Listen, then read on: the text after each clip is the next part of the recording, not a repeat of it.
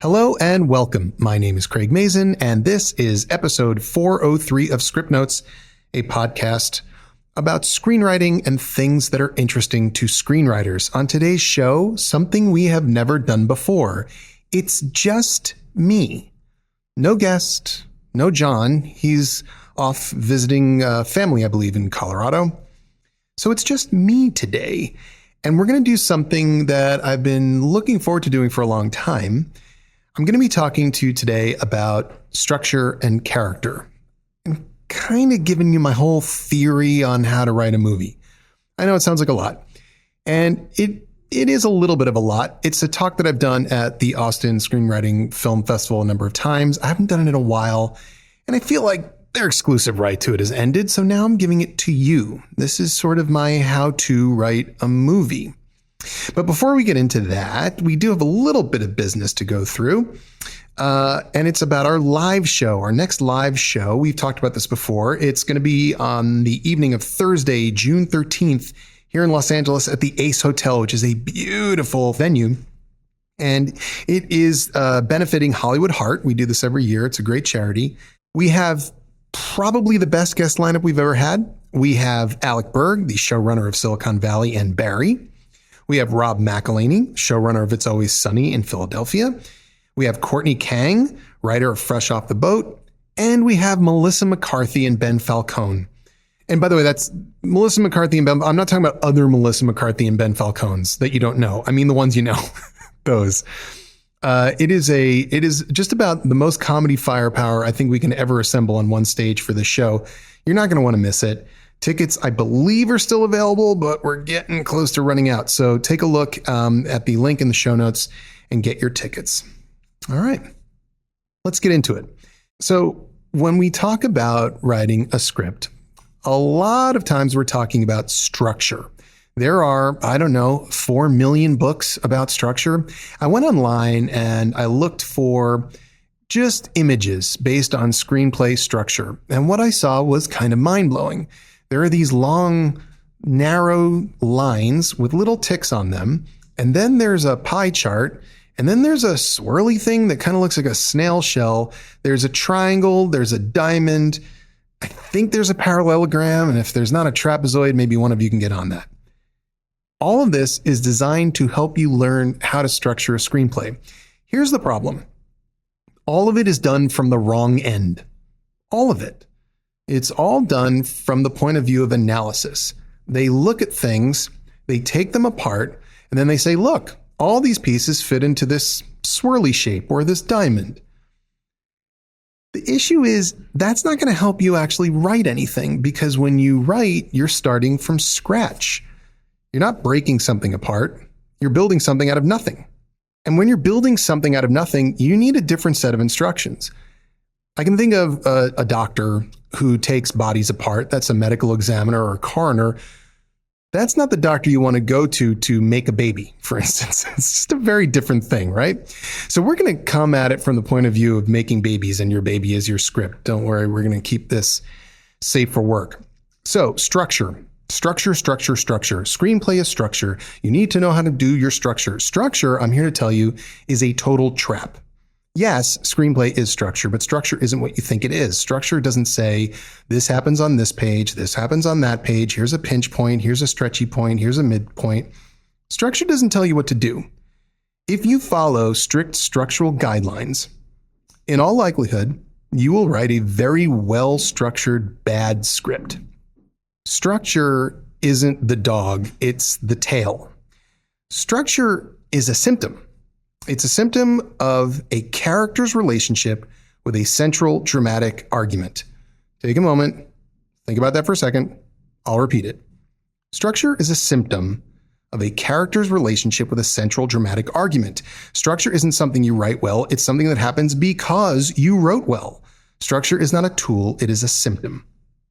When we think of rigid structural forms, I have to tell you there's nothing honest about them. There's nothing true about them. They're synthetic. There's never been one single great writer who created one single great screenplay following a structural template. Not one. What real writers follow are their characters. And what great writers follow are their characters as they evolve around a central dramatic argument that is actually meaningful to other human beings. Let me stop for a second and tell you that we are going to get into real practicals, but for a bit now, we're just going to talk a little bit of philosophy. First, let's consider what we call basic structure. There's a Sid Field point of view. You have your 3 acts, your inciting incident, act break, escalation, magical midpoint, character shift, third act low point, and kickoff to climactic action. We also have the Chris Vogler hero's journey, ordinary world, call to action, refusal of call, acceptance of call, Save the cat is a lot of stuff. There's a lot of what to do, but where's the why? Who came up with this stuff in the first place? Why is it there? Why are there 3 acts at all? Why is there a low point? Why do we like it when there's an inciting incident? Why do we like it when there's a low point? If we don't know why those things are there, how are we supposed to know how to write them? Because we process the world through our consciousness, and our consciousness is sort of a natural storyteller, all of us are actually walking around doing this right all the time. We just don't know it. We're narrativizing our own lives better than most who try and do it on purpose on Fade In or Writer Duet or Highland 2. This is the only other, I don't know any other software. Right now, you're sitting there, you're riding along in your car, you're being passive. You are accepting this structure talk, wondering when I'm going to get to the practicals, and I will. But later, if someone asks you about this experience you're having, you will naturally, without thinking, create a story. You won't have to consult a graph or a chart or a swirly thing. You'll just tell the story. Here's the story. I listened to a podcast. It was on the following topics. Reasonable people could agree or disagree. Anyway, I'm the same. That's not a very good story, is it? Here's another story. I was listening to a podcast and it was okay. It was sort of a little boring, but then the person said this one thing and it reminded me of something else I heard once. And that tied back to this moment in my life where something really interesting happened. And now I'm wondering maybe if I was wrong about that thing and I should be doing it this way instead. There you go. And that story has character, meaning you. That story is about you, and maybe it's about me. It's about a relationship that we're having right now through this podcast, for better or worse. And if you were to relay the story of this experience, you might share some parts of this that you thought were interesting or some parts that you thought were stupid, but you will naturally contextualize it as such. This moment in time did or did not help you in your desire to change. We live our lives this way, but when we sit down to write, we somehow forget. You know who never forgets? Actors.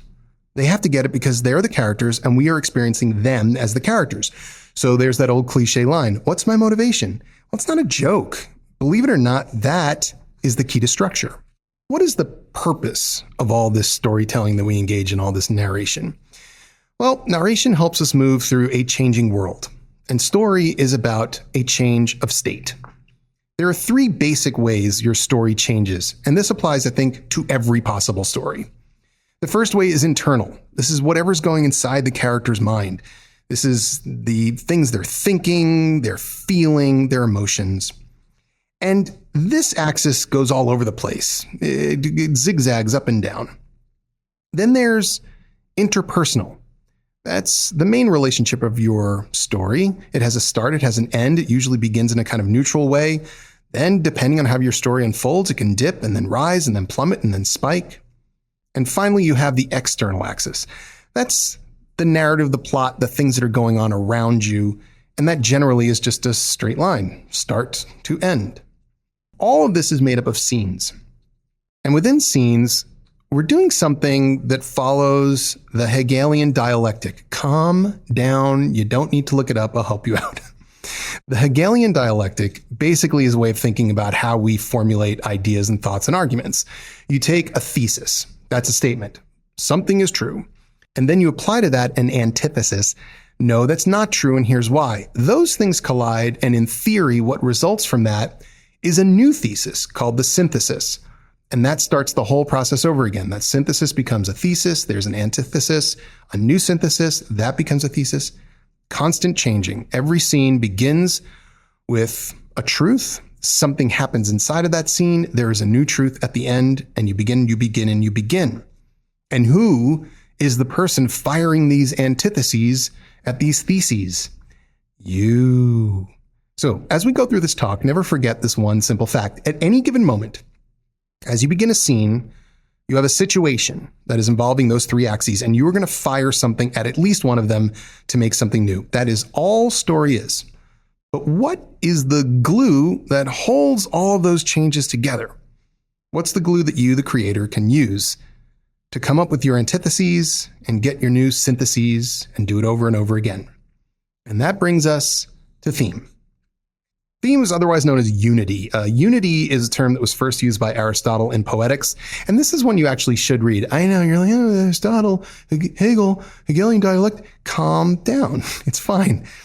In fact, Aristotle was a really contemporary writer in his own way. Poetics is an easy read. It can take you about 30 minutes. It's a pretty good bathroom book. And in it, you'll find a lot of things that we hear today, like, for instance, the worst kind of plot is an episodic plot. Well, that's pretty much true. What did he think of unity or theme? Well, basically, theme is your central dramatic argument. Some of those arguments are interesting. Some of them are a little cliche. And the quality of the argument itself isn't necessarily related to the quality of the script. For instance, you can have a really good screenplay built around you can't judge a book by its cover. That's okay. The theme itself doesn't have to be mind-altering or, I don't know, revolutionary. It's your execution around it that's going to be interesting. But the important thing is that the argument has to be an argument. I think sometimes people misunderstand the use of theme in this context, and they think a theme for a screenplay could be brotherhood. Well, no, because that's nothing to argue about there. There's no way to answer that question one way or the other. It's just a vague concept. But men and women can't just be friends. Well, that's an argument. Better to be dead than a slave. Life is beautiful even in the midst of horrors. If you believe you are great, you will be great. If you love someone, set them free. Those are arguments. Screenplays without arguments feel empty and pointless. You will probably get some version of the following note. What is this about? I mean, I know what it's about, but what is it about? Why should this movie exist? What is the point of all this? Now, it's really important to note, you probably don't want to start with an argument. That's a weird way to begin a script. Usually, we think of an idea, and that's fine. But when you think of the idea, the very next question you should ask is, what central dramatic argument would fit really well with this? And ideally, you're going to think ironically. For instance, let's talk about this idea. A fish has to find another fish who is somewhere in the ocean. Got it. The animators will love it. Water, fish, cool. Okay, let's think of a central dramatic argument. How about if you try hard enough, you can do anything, even find a fish? That's a bit boring, isn't it? How about sometimes the things we're searching for are the things that we need to be free from? Well, okay, that's an interesting argument. I'm not sure how it necessarily is served or is being served by this idea of a fish in the ocean. How about you can't find happiness out there. You have to find it within yourself. That could work. That's sort of Wizard of Oz-ish. But let's go really ironically. How about this one? No matter how much you want to hold on to the person you love, sometimes you have to set them free. Well, that is pretty cliche, but it is a great central dramatic argument to pair with a fish needs to find another fish. Because when you're looking for somebody out there in the deep, deep ocean, you, the writer, know that what you're promising is they're going to find them and then have to let them go anyway. And that is starting to get good. All right, let's get into some practicals, shall we? Because this is thematic structure. This is going to help you write your script. In thematic structure, the purpose of the story, and listen carefully now, the purpose of the story is to take a character from ignorance of the truth of the theme to embodiment of the theme through action. I shall repeat. The purpose of the story is to take your main character, your protagonist, from a place of ignorance of the truth or the true side of the argument you're making, and take them all the way to the point where they become the very embodiment of that argument, and they do it through action. So let's talk about how we introduce. We begin in the beginning with the introduction of a protagonist in an ordinary world. You've probably heard this 1,000 times, but why? Sometimes movies don't start ordinarily. You probably saw Mad Max Fury Road. If you didn't, do so. Well, there's no ordinary beginning there. I mean, it's crazy from the jump. Ordinary doesn't mean mundane, although sometimes it can. What ordinary means here is that the protagonist's life essentially exemplifies their ignorance of the theme, of the argument that you want them to believe eventually. In fact, they believe the opposite of that argument. That's how they begin. Typically, in the beginning of a story, your main character believes in the opposite of the theme, and they have also achieved some kind of stasis. There is a balance in their life. In fact, their ignorance of that theme has probably gotten them to this nice place of stasis and balance. It doesn't mean they're happy. What it means is that without the divine nudge of the writer God, their life could go on like this forever.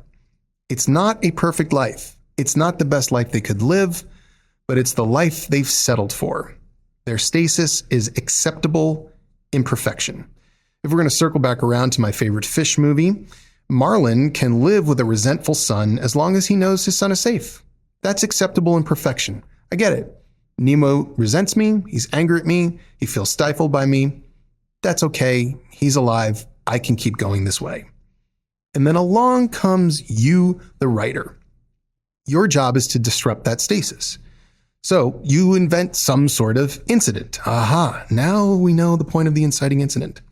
The point of the inciting incident is not to go, oh God, a meteor. The point of the inciting incident is to specifically disrupt a character's stasis. It makes the continuation of balance and stasis and acceptable imperfection impossible. It destroys it, and it forces a choice on the character. Okay, but why? I'm just going to keep asking that question. But why? But why? But why? Why do you have to do this to this poor character?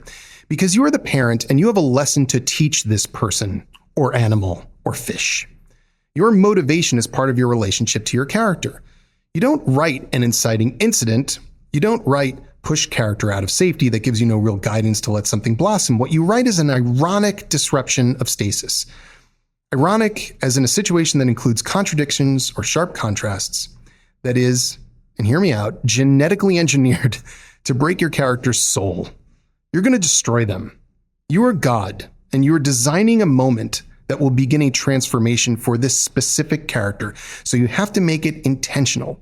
It can be an explosion, or it can be the tiniest little change, but it's not something that would disrupt everyone's life the way it's disrupting this person's life. You have tailored it perfectly and terribly for them.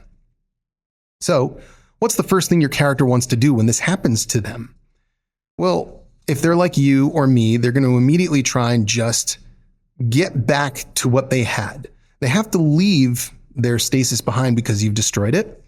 But everything they're going to do following that is done in service of just trying to get it back. Shrek doesn't have his swamp, so he has to go on a journey so he can get his swamp back. The point here is that the hero has absolutely no idea that there is a central dramatic argument. They've made up their mind about something, and their mind has not changed. Your heroes should be, on some level, cowards. I don't mean coward like shaking in your boots. I mean coward like, I don't want to change. I'm happy with the way things are. Please just let me be. And underlying that is fear. And fear, especially in your character, is the heart of empathy. I feel for characters when I fear with them. It is vulnerability. It's what makes me connect. Every protagonist fears something. Imagine a man who fears no other man. He doesn't fear death. He doesn't fear pain. But, fill in that blank. But the point is it has to be filled in. You can feel it, right? Like, well, he's going to have to fear something because fear is our connection to a character. And a fearful hero should have lived their lives to avoid the thing they're afraid of. You are taking their safety blanket away. So I want you to write your fearful hero honestly. What do they want? They want to return to what they had. They want to go backwards. And believe it or not, that is the gift that is going to drive you through the second act. The second act. oh, the thing that's so scary. No, you should be excited about it. Let me take a break for a second and say that everything I'm talking about here is mostly to serve the writing of what I would call a traditional Hollywood movie. That doesn't mean bad. It doesn't mean cliche. It doesn't even mean formulaic. It just means it's a traditional narrative. So I don't know, if you're looking to be a little bit more Lars von Trier about things, I don't know how interesting or helpful this is going to be. But I'm presuming that most of you just want to write a general kind of movie that conforms to a general kind of movie shape. So this is how we're going to help you do it. And the second act is the part that I think freaks people out the most. They get scared, but I think you should be excited about pages 30 to 90 roughly. Please do not quote me on those numbers. But first, are you getting it? Have you stopped thinking about plot? Have you stopped thinking about plot as something to jam characters into? Because when you do that, that's why you run out of road in your second act. You ran out of plot because it wasn't being generated by anything except you. Aha. But when you start thinking of your plot as not something that happens to your characters, but what you are doing to your characters, that's when you can lead them from anti-theme to theme. How do we do it? First, we reinforce the anti-theme. That might sound a little counterintuitive, but hear me out.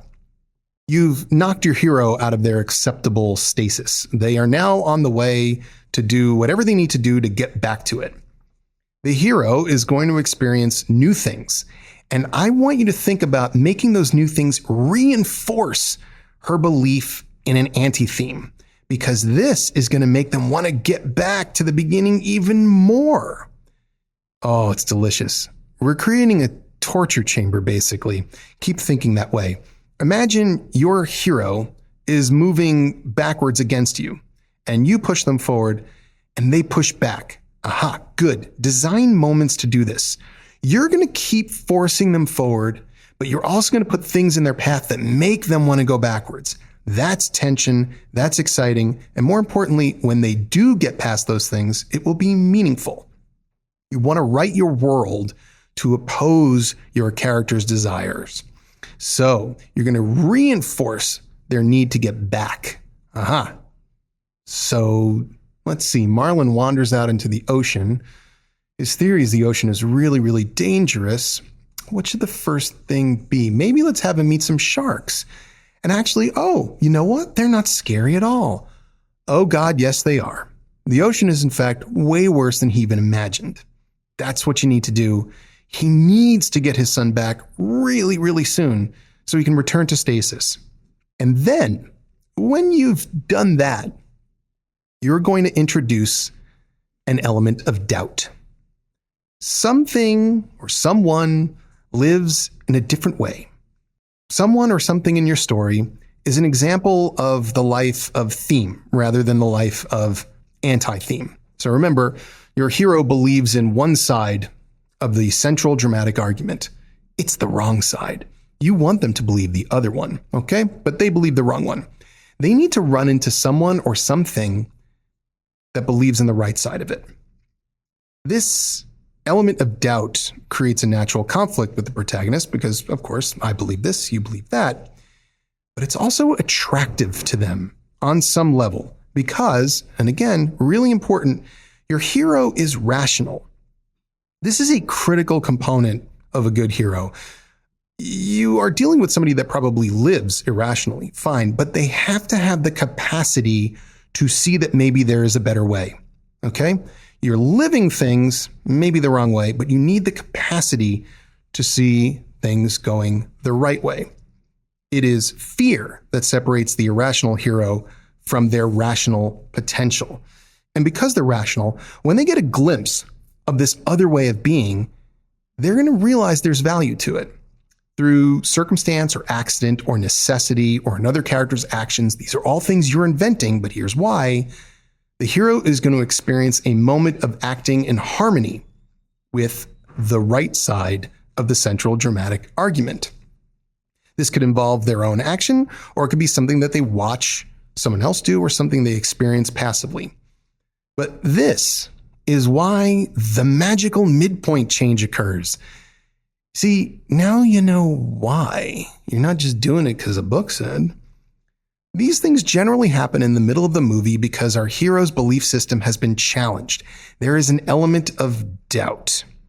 There is not a willingness to go all the way and believe the other side of the argument yet. They may not even understand the other side of the argument. There's only a question that maybe for the first time, they have to wonder if their side of the argument that they started with, the anti-theme, maybe it doesn't explain or solve everything. Have I been living a lie? That's what's happening in the middle of a movie. So remember, in Finding Nemo, there's a moment where, because Marlin has to rescue Dory from this field of jellyfish, he invents a game. She forces him to do something that he normally wouldn't do, play. He's doing it for the old Marlin reasons of neurosis, but it's working. She's following him, and as he's doing it, he gets a glimpse of what it's like to live without fear. He gets a glimpse of what it's like to be carefree, to not worry so much, to be, well, a little less conservative with your own life. And he loves it. And then what happens? She gets stung. Oh, glorious. And that gets us to this reversal of theme. The very moment your hero takes the bait that you put there to think about maybe switching sides of the argument, you need to hammer them back the other direction. The story has to make them shrink back to the old way. Dory almost dies in the jellyfish, and why? It happened because Marlin decided in a moment, out of necessity, to have fun, and then forgot himself, forgot his fear. And what's the price of forgetting fear and not being vigilant? Pain and tragedy. The tragedy of the beginning is reinforced, and the hero retreats once again. It's good stuff, and it means you have to be kind of mean, sadistic really. But it turns out that these are the kinds of things we want out of our narrative. It's the essence of what we call dramatic reversal. I'm going to put aside the examples from Pixar for a second. I'm going to talk about somebody real. There's a guy named Jose Fernandez. This is a true story. Jose Fernandez is born in Cuba, and at the age of 15, he escapes Cuba with his mother and his sister and many others, all packed in a very small boat. And during the difficult voyage, he is awakened to the sound of someone yelling that someone has fallen overboard. And Jose, 15 years old, doesn't hesitate. He dives into the choppy water to save whoever it is. And it's only when he drags this person back onto the boat does he realize he has saved his own mother. Wow. Jose Fernandez grows up, and he's a hell of an athlete. He goes on to pitch, a Major League Baseball pitcher, and he's really good. In fact, he's the National League Rookie of the Year, and he's an all-star. His future isn't just bright, it is glorious. Jose Fernandez is living the American dream, and I don't know how much you know about baseball, but ace pitchers, they get paid hundreds of millions of dollars. But at the age of 24, Jose Fernandez dies. He doesn't die from an illness. He doesn't die from violence. He dies in an accident, but not a car accident. He dies in a boating accident. A boating accident. Now, do you feel that? Do you feel more than you would if I had said he died of a blood clot? Well, why? I mean, death is death. Why does this detail, the boating accident, make you feel more? Because it's terribly ironic. Because this is a guy who saved his own mother from water, and then he dies in water. It implies that there's a strange kind of order to the universe, even when that order hurts. And this is where we start to pull irony out of drama. This is essential to your choices when you decide how you're going to push back against your hero, how you're going to hammer them back, how you're going to punish them. Think about that Pixar short Lava. And I talk about Pixar all the time because it's just pure storytelling, and they're really, really good at it. So he thinks he's alone. He's a volcano in the ocean. He thinks he's alone, and then he discovers he's not alone. But when he discovers that, he also discovers that she's facing the wrong way and she can't see him, and he doesn't know how to sing anymore, so she doesn't even know he's there. Oh, that's terrible. It's unexpected, it's contradictory, and it's ironic, and that's exactly what you want to do. So consider the irony that's involved with Marlin. Marlin is worried that he has lost his son. Every parent who loses a child, even for an instant in a mall, is scared.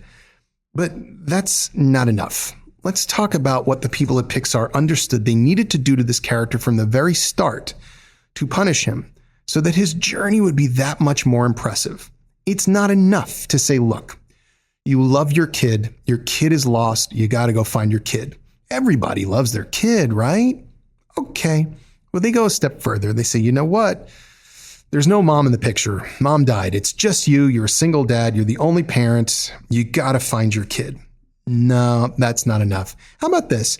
How about your wife and all of your other children were eaten in front of you because you couldn't protect them? And the only kid you had left out of all of that, the only memory you have of your wife and your happy life before is one tiny egg, one kid. And that is still not enough. And this is why Pixar is so amazing, because they knew that the further they went, the more we would feel at the end. It's not enough that he only has one kid. When he looks at that little egg, he can see that the one kid that's left is disabled. He has a bad fin. Now it's enough. Now you have created the perfect circumstance for that individual, you cruel, cruel God of story. Now I know why he's so panicked that that kid is somewhere out there in the ocean. When you're designing your obstacles and your lessons and the glimpses of the other way and the rewards and the punishments and the beating back and the pushing forward, keep thinking ironically. Keep thinking about surprises that twist the knife. Don't just stab your characters, twist the knife in them. If someone has to face a fear, make it overwhelming to them. Don't disappoint them, punish them.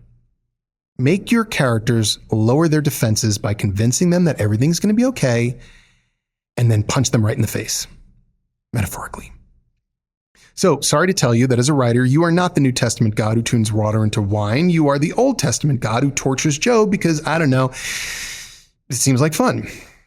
And when you're wondering where to go in your story and what to do to your character, ask this question. Where is my hero on her quest between theme and anti-theme? Or I guess I should say between anti-theme and theme. And what would be the meanest thing I could do to her right now? What would be the worst way to do the meanest thing right now? Then do it, and do it, and do it again until the hero is left without a belief at all. So as the demands of the narrative begin to overwhelm the hero begins to realize that her limitations aren't physical, but thematic. Or think about Marlin. I promised that I would never let anything happen to him. But then I suppose nothing ever would happen to him. That's what Dory says. And Marlin knows she's right. He knows that if all he does is basically lock his kid up to prevent anything bad from happening to his kid, nothing good will happen to his kid. The kid won't have a real life. So now what? Well, the answer is obvious, right? If you love someone, let them go. And I'm sure that in that point in the movie, if you asked Marlin that, he would say, I suppose that's the thing that I'm supposed to believe. But they can't do it. Not yet. In fact, you're going to want to have a situation where they have a chance to do it and they fail at it in some important way because they don't really accept the central dramatic argument you want for them. They've just lost the belief in their original point of view. They're trapped between rejection of the old and acceptance of the new. They are lost. Their old ways don't work anymore. The new way seems impossible or insane. Shrek doesn't want his swamp back anymore. He wants love, but he is also not willing to do what is required to try and get it. He's trapped. And this is why they call it the low point. It's not random. It's not the low point because the books say page 90 is the low point. It's the low point because your character is lost and in a whole lot of trouble. Their goal in the beginning, which was to go backwards to the beginning, to achieve stasis, to re-achieve stasis, that goal's in shambles. Their anti-thematic belief, whatever that was that they clung to in the beginning of this story, It's been exposed as a sham. And the enormity of the real goal that now faces them is impossibly daunting. They can't yet accept the theme because it's too scary. When your core values are gone and when you aren't ready to replace them with new values, well, you might as well be dead. And this is why people go to movies.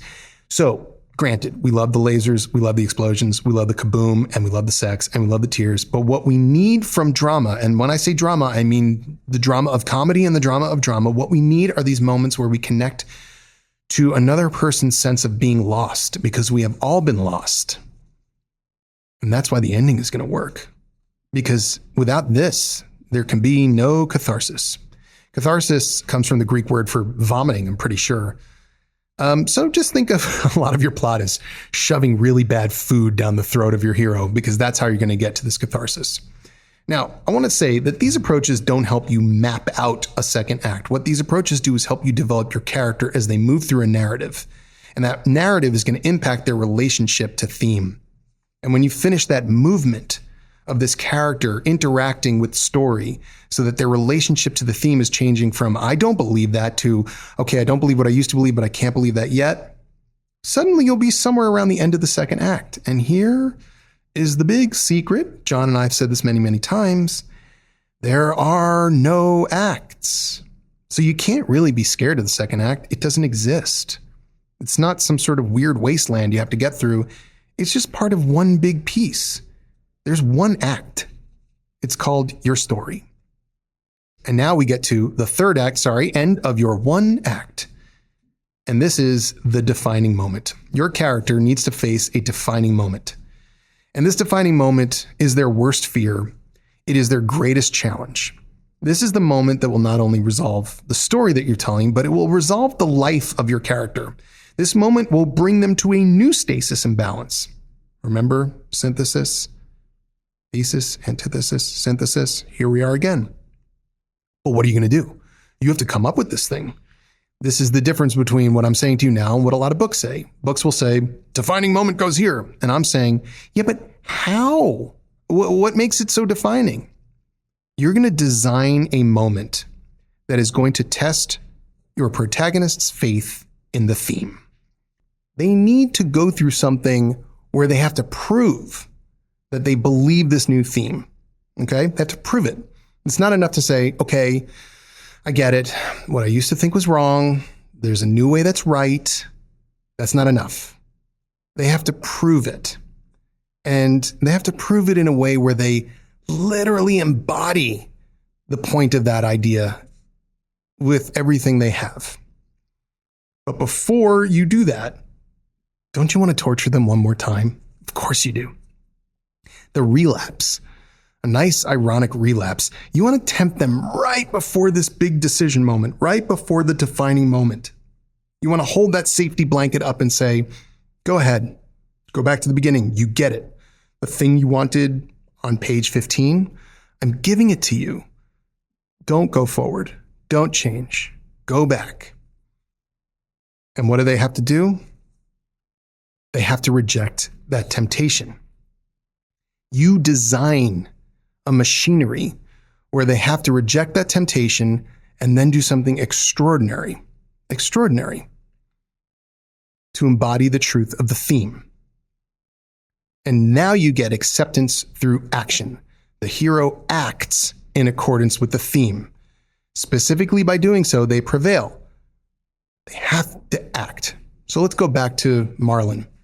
It's not enough for Marlin to say, I get it now. I've heard the wise turtles. I've seen the way Dory is. I've learned my lesson. I gotta let you live. That's not enough. What Pixar does is create a perfect mechanism to tempt and then force action. Dory is captured. And Nemo says to Marlin, I'm the only one who can go in there and save her. And this is a great temptation. This is where Marlin has to reject the old way. We're saying, go ahead, you got your kid. We're giving him back to you. It's all you wanted. On page 15, you just wanted your kid. Here he is. Get out. But he has to act in accordance with the theme. So he rejects that and he says, no, go ahead, son, and try and save her. And that simple decision is how he acts in accordance with theme, and it is terrifying. And now you get one last chance to punish him. Briefly. Go ahead. Let's see Nemo coming out of that net, and let's think that he's dead. And let Marlin hold him, and let Marlin remember what he was like when he was in that little egg. And let Marlin kind of be okay with it, because that's what it means to live in accordance with theme. If you say, look, sometimes if you love someone, you have to let them go, that's one thing. Actually having to let them go is another thing. Letting them go and seeing them get hurt is yet another. But that is the ultimate acceptance of that idea, isn't it? And that's what he sees. But then, of course, faith in the theme rewards, and Nemo's alive. So then you get this denouement. What is the denouement? Why is it there? It's not there because we need to be slowly let down and back out into the movie theater lobby. It's there because we need to see the new synthesis. You have successfully fired a billion antitheses against a billion theses and come up with one big, grand, lovely new synthesis. Please show it to me. So we now see that the after-story life is in harmony with theme. And here's the deal with the first scene and the last scene of a movie. If you remove everything from the story except the introduction of your hero and the last scene of your hero, there should really be only one fundamental difference. And here it is. The hero in the beginning acts in accordance with the anti-theme, and the hero at the end acts in accordance with the theme. Now, this should all help you create your character. When you're creating character, I want you to think of theme. I want you to imagine a character who embodies the anti-theme. You can be subtle about this. You probably should be. It generally works better if you are. And I want you to think of your story as a journey that guides this character from belief in the anti-theme to belief in theme. Remember, you're God. Angry, angry God. You have created this test. That's what your story is. In order to guide your character to a better way of living, but they have to make the choices. Oh, you've ever heard the worst character is a passive character. That's why. They have to make the choices, or you're making them for them. And then, well, it just doesn't count, does it? If you can write the story of your character as they grow from thinking this to the opposite of this, then guess what? You will never ask, well, what should happen next ever again? You'll only ask, how can I make the thing that I want to happen next better? That's a whole other talk. Maybe I'll do that one in like 5 years or something. I hope that you found this interesting. It was kind of fun to do. I mean, I'm not going to do it frequently because it's scary. I mean, John really does run the show, but I'm all here all alone. But I kind of liked a chance to at least talk to you directly about all this stuff, and I hope that you got something out of it. If you did, great, and you can let us know. And here comes the boilerplate. Scriptnotes is produced by Megana Rao. It is edited by Matthew Chilelli. Our outro this week is by, well, I don't know, but it's a surprise, and we'll let you know who it was the week following. If you have an outro, you can send us a link to ask@johnaugust.com. That's also a place where you can send longer questions. For shorter questions on Twitter, I'm at CL Mazin, and John is at John August. You can find the show notes for this episode and all episodes at johnaugust.com. That's also where you will find transcripts. We try to get them up about 4 days after the episode airs. Some folks have also started doing recaps and discussion on the screenwriting subreddit. If that continues, terrific. You can check there. And you can also find the back episodes of the show at scriptnotes.net or download 50 episode seasons at store.johnaugust.com. And I get none of the money. You may want to check out the Scriptnotes Listener's Guide at johnaugust.com/guide to find out which episodes our listeners recommend most. And with that, I bid you all good luck. Go torture your heroes.